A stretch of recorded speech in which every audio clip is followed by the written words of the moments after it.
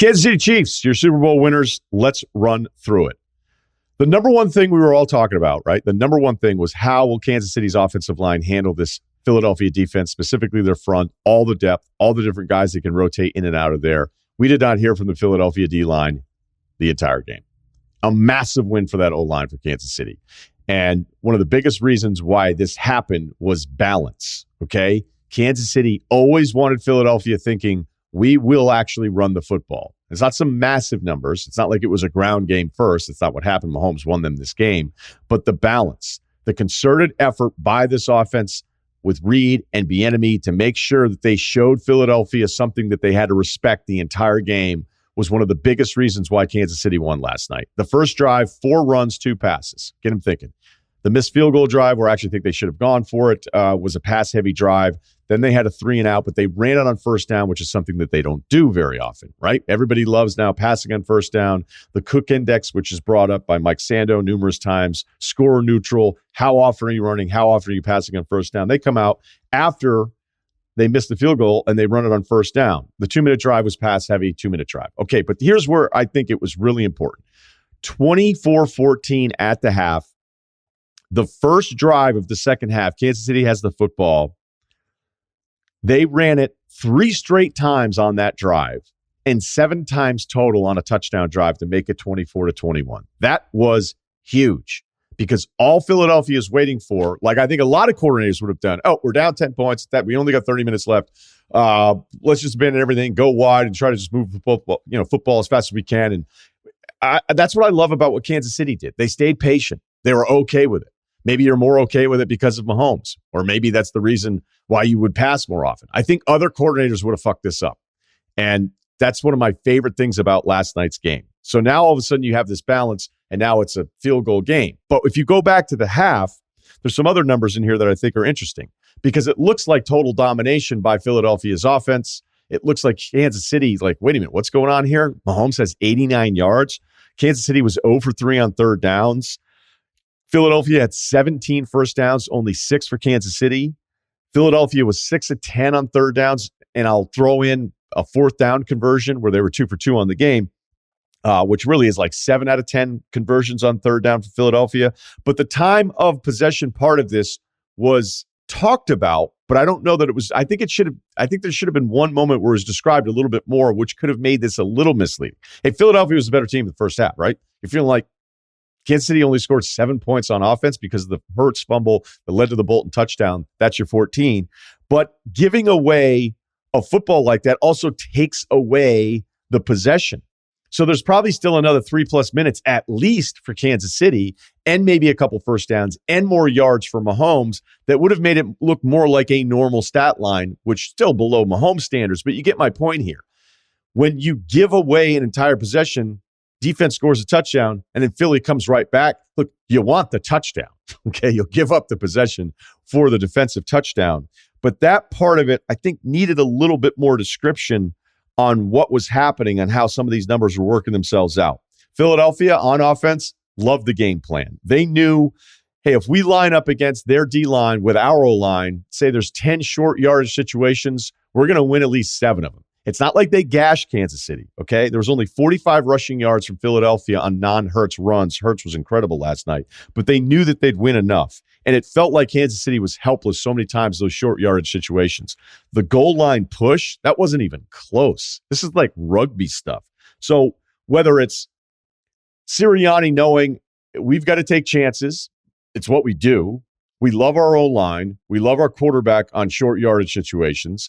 And we want to make sure we keep the ball away from Mahomes as much as we can. So back to the possession, lost possession time of possession stuff that we're talking about here. It was still over 22 minutes for Philadelphia, or just about 22 minutes, maybe just under it, 8+ for Kansas City, looking at some of that stuff. So I loved all that. I mean, the offense for Philadelphia isn't the problem. We're going to get to Hurts here in a second. It's going to be a love letter to the guy, okay?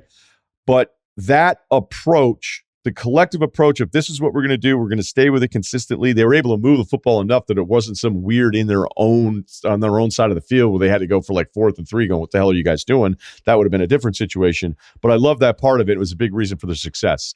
He also thought the defensive backs for Kansas City, massive disadvantage against A.J. Brown and Devontae Smith. It really only happened on a couple of those plays. It'd be totally unfair for me to say, well, it worked twice. He should have taken more deep shots. A.J. Brown was double coverage, but Brown's just better than the two corners he was going up against, and he made the play and grabbed it. And then Devontae, for whatever reason, the corner for Kansas City peels off of him on a go route, lets him go behind him, which was really weird. That's just jumping a route when you shouldn't be. You need to be more disciplined in that. But for me to say, hey, those deep shots worked, take more deep shots, what's wrong with you? That's Monday morning play calling guy from somebody who's never played the position, has no fucking idea what the quarterback's looking at, and isn't looking at the all 22, and they scored 30-plus points. So, we're going to tell you that they should have done something different on offense. This Philly D, man, 0 sacks. Only the second game all season that they went a full game without a sack. Last and only time, week 6 against Dallas. How many times did you feel like, man, Philly's defense stepped up and made a huge play there? I don't feel like it happened very often. We want to look at some third down stops. Okay, we can come up with a list of 4 or 5 things like that was a good play. I'm not telling you it was 3+ hours of bad plays by the defense the whole time. But as far as like, hey, make a play. We need a game-changing play. We've got to figure it out. D-line was not a factor. I think the biggest play defensively was the Gardner-Johnson tackle on Pacheco. It was 3rd and 1. Philly decides to blitz. I'd like to look at the full blitz numbers from this one. I feel like it was very blitz light, although Spagnuolo had a couple times with Hurts in the second half. He's like, I got to speed this guy up here a little bit. That's a 3rd and 1 blitz call. Pacheco left sideline, gets around the corner. That's a touchdown-saving tackle by Gardner-Johnson. Huge hit on him, and he blasted him earlier. So that's a big disappointment for this group, which had been one of the elite units all season long. Now, again, you could say, hey, it was Mahomes, but that was something that factored into how I wanted to pick this game because I just kept thinking, when you look at the resume of quarterbacks that Philadelphia's faced and what they faced in the NFC playoffs, like it just leaked in here because the average performance of all the quarterbacks the Eagles faced this year, it ranked 24th. Okay? It just tells you they weren't facing tough guys throughout the entire season. The part that sucks from last night, for neutral fans, for Philly fans, not for Kansas City fans, it's the penalty. So let's look at this drive. The Mahomes scramble was massive. They've got the football at the Philly 43, 26 yards to the Philly 17, just before the 2-minute warning. They did run one more play here, but that's the longest run for Mahomes of the season. So now we go 3rd and 8 at the Philly 15, the hold call on James Bradberry. Now, credit to Bradberry, I guess, for after the game. I mean, I guess we all listened to it. We saw it. Him saying, hey, it was a hold. I hate the call. I really do. Whenever you have the jersey tug part of it, though, you're going to expose yourself. It's one thing to get your hands on somebody. It's another to pull on the jersey, and then he kind of grabs him again, but didn't feel like it was something where, now Chris Carter used to always say, how are you going to tell me what I can or can't catch? It didn't feel like that was the reason the ball wasn't completed. So I'm a little torn with it because I, like a lot of viewers, are pretty neutral on this going, oh man, is that going to decide it? But this is the part where I think it's unfair. I think it's unfair to say that penalty decided it because if it's not called, we're 4th and 8, we're still at the 15, we're under the 2-minute warning, okay? And now we're looking at a 4th and 8, as I mentioned, under 150 probably after the kickoff. So they say they kick the field goal and they're up. We're looking at Philly with less than 150 probably, depending on how the kickoff goes, with only one timeout left. Now, we've all watched enough football to know that in that moment, you're defending a touchdown, but you're also kind of defending the field goal. Would Hurts have been able to go right down the field? He was great last night, so I wouldn't rule it out. But what I don't like is anyone looking at this game saying that play single-handedly cost the Eagles the Super Bowl. I don't like the call. I kind of get the call. I don't like it. But let's not just let's not snowball that into an assumption. If Kansas City was still going to have the lead, and that's still a lot of work to do with only one timeout for Philadelphia to move the football down the field, although we've seen plenty of good teams move the football down that quickly, so I'm not being dismissive. But Bradberry, his admission ruins Eagles fans' night. Excuse me, the penalty ruins Eagles fans' nights. His admission ruins a Monday morning for the Eagles fans that are like, hey, could you have not admitted that you did it? Because it would have been way better for my argument today. Let's talk a little bit about Jalen Hurts. 27 of 38, 304 yards, the rushing part of it. He was incredible. The throw on 3rd and 14 to Goddard. I can't believe they converted the 3rd and 14. I can't believe the throw worked. I, too, thought it might have been picked underneath. That's like an all-time, I got to have it. Raising your level of risk based on game scenario and in the importance of a game last night. That's big-time stuff. I mean, like, there's a lot of guys that wouldn't even have attempted that throw. And would we be killing them for throwing an interception on 3rd and 14? I don't know. I'd like to think that I'd stay consistent with this stuff. But that was a quarterback going, no, I need this right now. We need the fuck. I'm not going for 4th and 6. I'm not throwing to a guy 5 yards short of the stick with 3 defenders in front of him. I'm going to try to put my guy in a position. And Goddard had a huge game last night. This also leads us to the Hurts question, which I don't think is a question about who he is anymore. And if you've been paying attention, right?